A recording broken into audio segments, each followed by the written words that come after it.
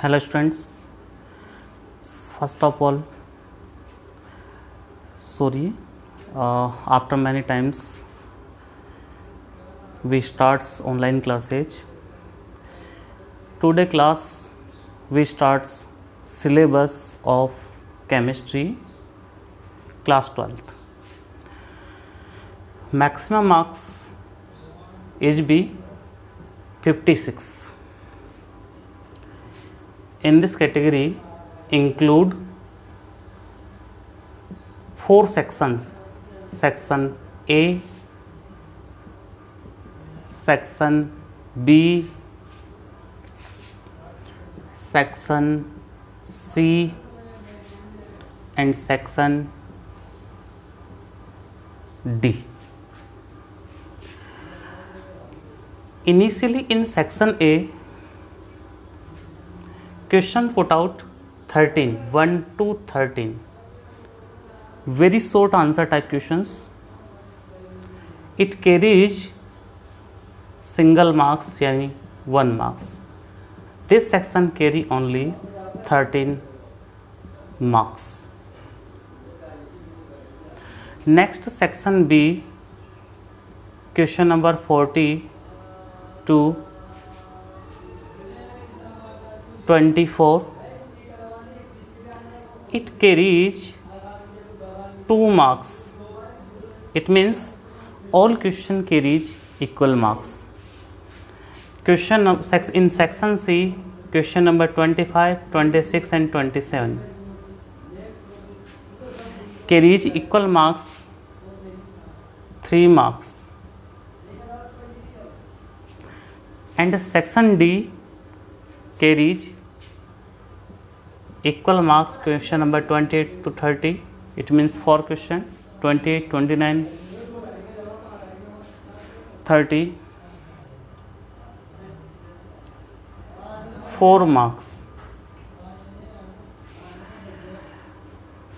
Therefore 4 sections have total 56 marks. Now we take topic and about syllabus.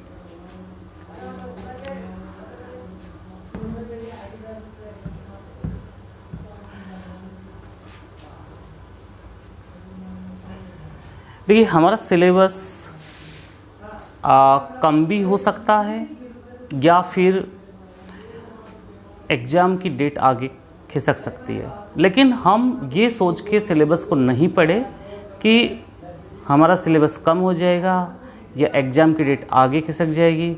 इस तरीके से हमको नहीं पढ़ना है। अगर हमें कंपटीशन की प्रिपरेशन करनी है तो फिर हमें पूरे सिलेबस को ही पढ़ना होगा।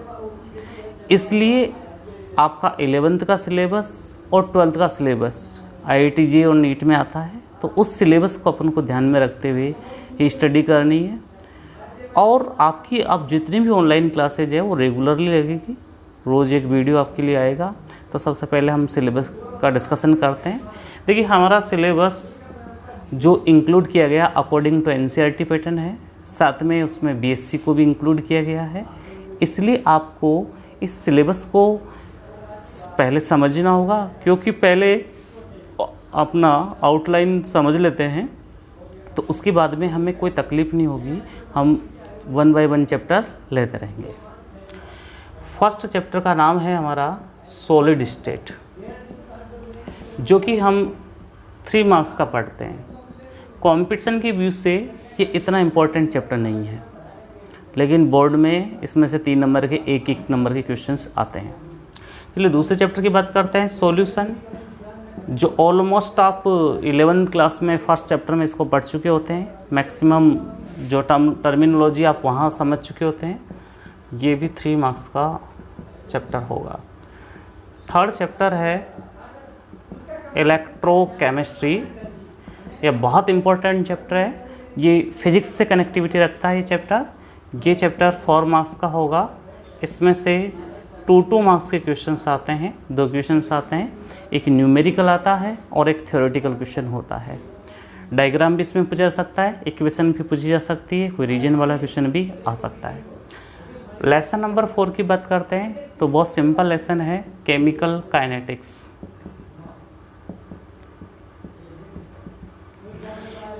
ये चारों लेसन जो होते हैं न्यूमेरिकल बेस्ड होते हैं।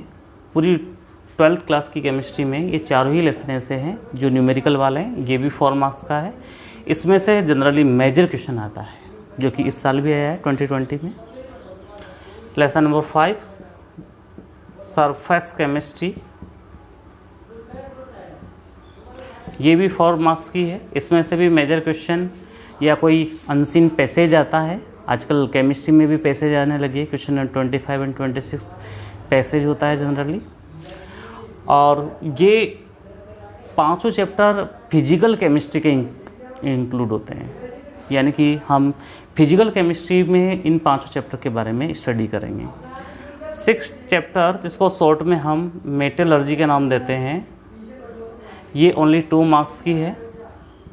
एनसीईआरटी पैटर्न में इसको हटा दिया गया है इस साल के पैटर्न में, लेकिन हमें फिर भी इसको पढ़ना है। मेटलर्जी बहुत इंपॉर्टेंट लेसन है, बड़ा तो है लेकिन कंपटीशन के पॉइंट ऑफ व्यू से बहुत इंपॉर्टेंट लेसन है।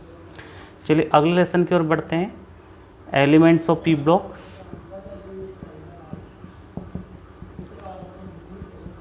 ये 4 मार्क्स का लेसन है। इससे भी मेजर क्वेश्चन आता है। एवरी ईयर 100% मेजर क्वेश्चन ही इससे पूछा जाता है, तो आपको इसको प्रिपेयर करना है मेजर क्वेश्चन के हिसाब से। ये आपने 11 साइंस में भी आपने इसके बारे में पढ़ा था और आज भी आप इसके बारे में आगे डिटेल में पढ़ेंगे। चलिए अगली बात करते हैं अगले लेसन की, D and F block elements.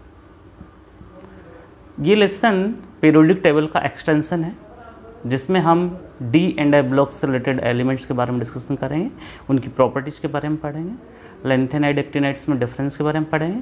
ये 3 मार्क्स का लेसन है, बहुत सिंपल लेसन है। चलिए नेक्स्ट लेसन की बात करते हैं, coordination chemistry.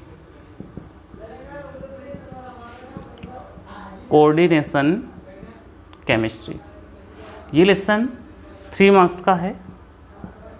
Coordination chemistry 3 marks का। तो कोऑर्डिनेशन केमिस्ट्री बिल्कुल डिफरेंट केमिस्ट्री होती है और इस केमिस्ट्री में हम जनरली जो क्वेश्चंस पढ़ते हैं वो डिफरेंट कॉम्प्लेक्स कैटेगरी के क्वेश्चंस होते हैं।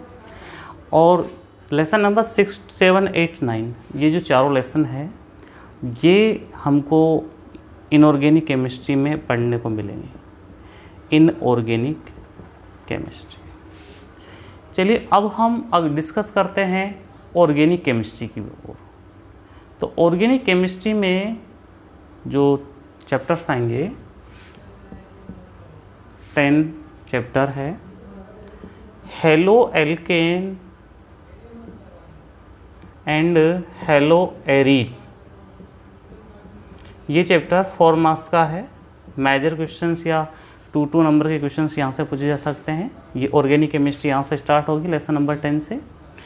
इसके बाद में नेक्स्ट लेसन होगा एल्कोहल, फिनॉल, ईथर। ये भी 4 मार्क्स का लेसन है, इससे भी मेजर क्वेश्चंस आता है।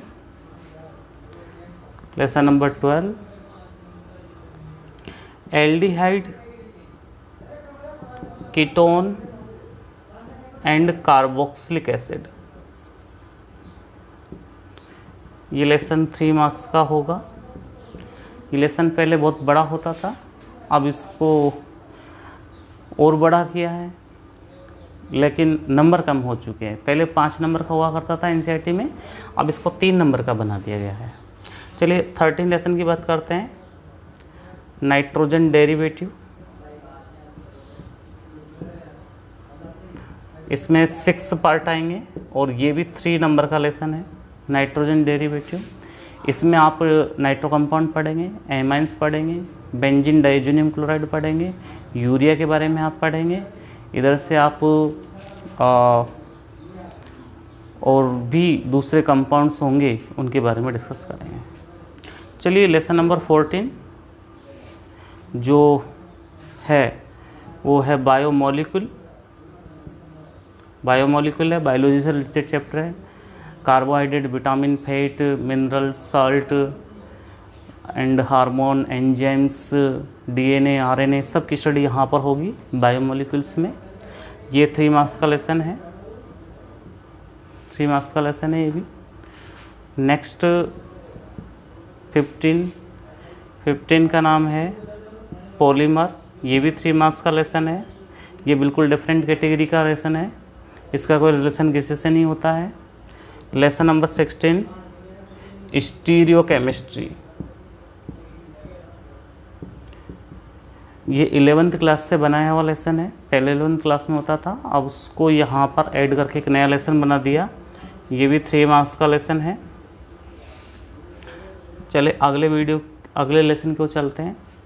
केमिस्ट्री इन एवरीडे लाइफ,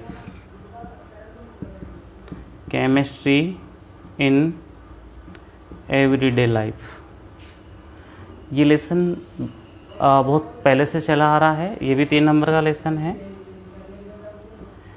इस तरह से टोटल 17 लेसन है, और ये 17 लेसन आपकी IIT JEE में भी है, नीट में भी है, इसलिए आपको इनकी स्टडी 1 बाय 1 करनी है। देखिए केमिस्ट्री एक ऐसा सब्जेक्ट है जिसमें आपको क्या कि एक एक लाइन का मीनिंग पता होना चाहिए, इसलिए आपको नोट्स ही नहीं, आपको बुक्स की स्टडी भी करनी होगी। इसलिए आप रेगुलर बुक्स पढ़ें, और आपको जो वीडियो बना के भेजी जाएगी उसके नोट्स आप आपकी नोटबुक में ज़रूर लिखें। आज के इस वीडियो में हमने केवल आपका जो सिलेबस है उसके बारे में बताया।